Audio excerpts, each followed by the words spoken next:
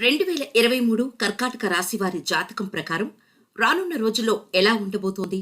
వీరి భవిష్యత్తు, అదృష్టం, కష్టనష్టాలు ఎలా ఉండబోతున్నాయి? కర్కాటక రాశి వారు 2023 నుంచి రెండు చేతులా సంపాదిస్తారు. కానీ ఒక ముప్పు పొంచి ఉంది. అదేంటి అంటే కర్కాటక రాశి వారికి రానున్న రోజుల్లో ఎలాంటి పరిణామాలు ఎదురవుతాయి, ఎలాంటి లాభాలు పొందుతారు అనేది ఇప్పుడు తెలుసుకుందాం. పునర్వసు నక్షత్రం 4వ పాదం లేదా పుష్యమి నక్షత్రం 1, 2, 3, 4 పాదాలు లేదా అశ్లేష నక్షత్రం 1, 2, 3, 4 పాదాల్లో జన్మించిన వారు కర్కాటక రాశికి చెందుతారు. కర్కాటక రాశి వారికి ఈ సంవత్సరమంతా ఆశించిన ఆయురారోగ్య భాగ్యాలు సంపూర్ణంగా లభిస్తాయి.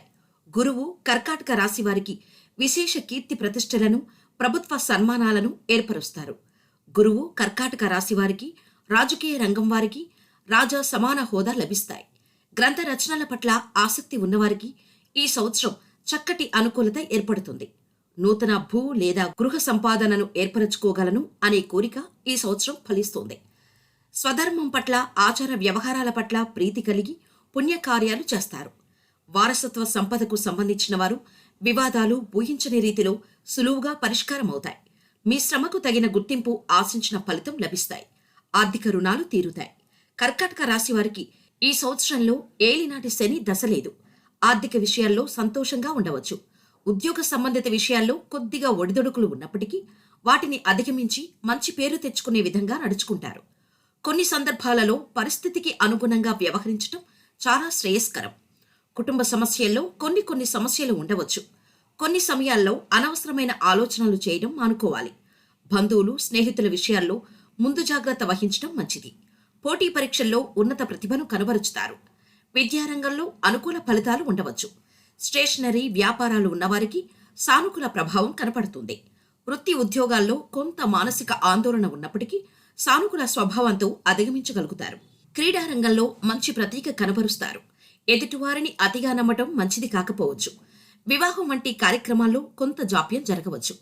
విదేశీ ప్రయాణాలకు కొంత అనుకూలంగా ఉంటుంది.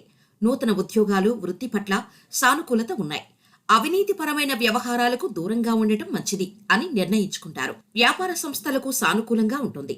అభివృద్ధి కార్యక్రమాలు వేగంగా పుంజుకోవచ్చు.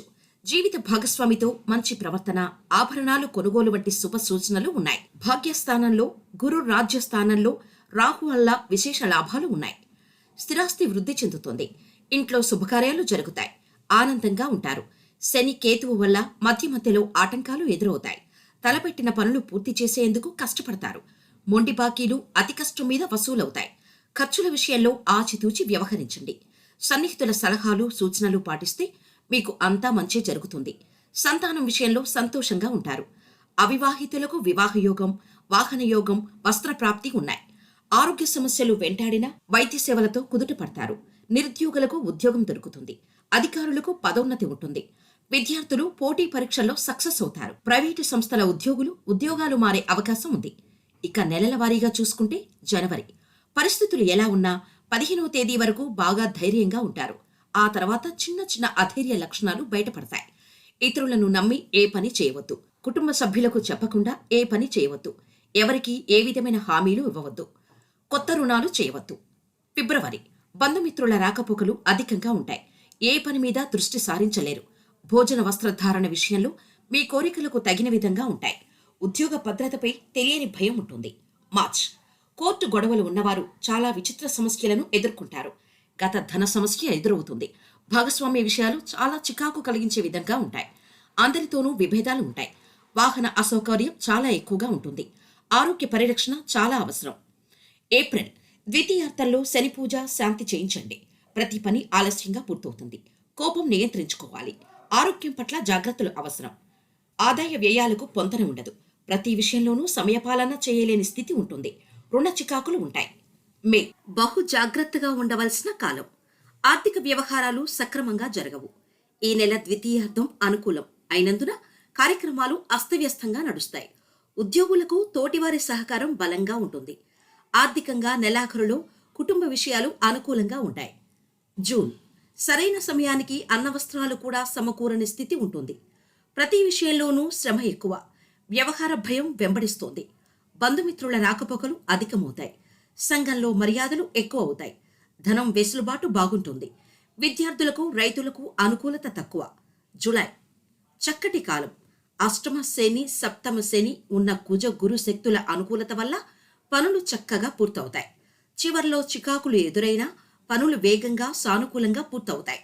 సమయం వృధా చేయకుండా ముందుకు వెళ్ళండి. అనవసర ఆందోళనలు వద్దని సూచన.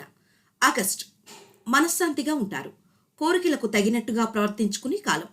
అన్నిటా విజయం సాధిస్తారు. ప్రత్యేకంగా గత సమస్యలకు ఈ నెలలో పరిష్కార మార్గాలు ఉన్నాయి. అయితే భాగస్వామ్య వ్యాపారాల్లో జాగ్రత్తలు అవసరం. సెప్టెంబర్ 15వ తేదీ వరకు తెలివి, ఓర్పు ప్రదర్శనతోనూ ఆ తర్వాత ధైర్యంతోనూ పనులు సానుకూలం చేసుకుంటారు. సమస్యలను ముందుగా గుర్తిస్తారు. 15వ తేదీ తర్వాత కొత్త ప్రయోగాలు చేయకండి.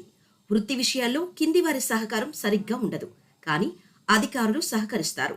కుటుంబ సౌఖ్యం బాగుంటుంది.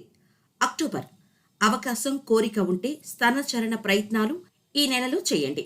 శని దోషంతో పాటు అనుకూలించే గ్రహాల ప్రభావం వల్ల ఈ నెల మిశ్రమ ఫలితాలు ఉంటాయి. ప్రధానంగా క్రమంగా కుటుంబ ఆర్థిక సమస్యలు నెమ్మదిగా సద్దుమణిగే అవకాశాలు ఉన్నాయి. శని కుజులకు ఈ నెలలో శాంతి అవసరం. నవంబర్ 13వ తేదీ నుండి పనులు వేగంగా సాగుతాయి. శని దోషం ఉన్నప్పటికీ మిగిలిన గ్రహాలు అనుకూలంగా ఉన్నందున పనులు వేగంగా సాగుతాయి. కుటుంబ వ్యవహారాలు ఆసక్తికర అంశాలు ఉంటాయి. ఉద్యోగ వ్యాపారాల్లో అంత సానుకూల వ్యవహారమే ఉంటుంది. మొత్తం మీద ఈ నెల అంతా మంచి కాలమే. డిసెంబర్ పనులు ఆలస్యమైన ఇబ్బంది లేకుండా సాగుతాయి. తెలివిగా ప్రతి పనిలోనూ లబ్ధి పొందుతారు. 15వ తేదీ నుంచి రవి అనుకూలత, నెలంతా కుజుడి అనుకూలత వలన ధైర్యంగా ఉంటారు. స్నేహితులతో జాగ్రత్తలు వహించాలి. ప్రయత్నం చేసిన ప్రతి పనిలోనూ ఏదో ఒక రూపంగా లాభమే ఉంటుంది. మొత్తం మీద ఈ రాశి వారికి ఈ సంవత్సరం అంతా మంచి ఫలితాలే గోచరిస్తున్నాయి. రోజు ప్రాతకాలంలో ఆంజనేయుని చుట్టూ రామనామం జపిస్తూ 11 ప్రదక్షిణలు చేయటం వలన శనిదోషం తగ్గి వేగం పుంజుకుంటాయి. గౌరీ శంకర రుద్రాక్షను ధరించండి, మంచి జరుగుతుంది.